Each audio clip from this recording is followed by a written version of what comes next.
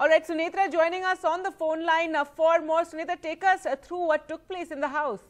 Well, it has been quite dramatic. We heard a whole range of reasons that various parties actually gave out in opposing this bill. And what was actually significant is the fact that you had almost all the parties, even the fence sitters. I mean, traditionally, the BJD and the BJD and the AIADMK have always been fence sitters on that.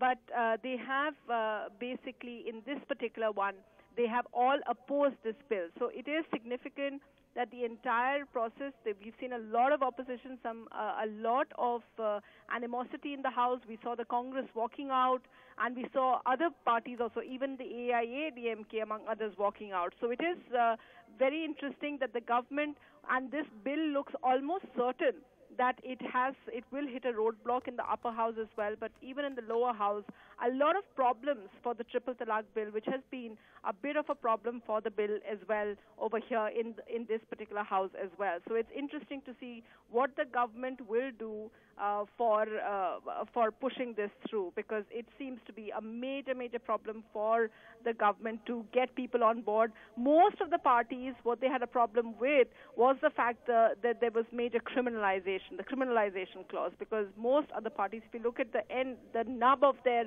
argument was that why should you have a criminalization clause in one where you had there is no such provision by any faith, and that's something that all parties seem to be bringing up, that you don't have it in any faith. Why should you have it for Muslim men, that if they give a divorce that they will be punished? And that's what's significant, really. It's quite a problem for the government. They'll have to think of a strategy to get it pushed, especially in Rajya Sabha.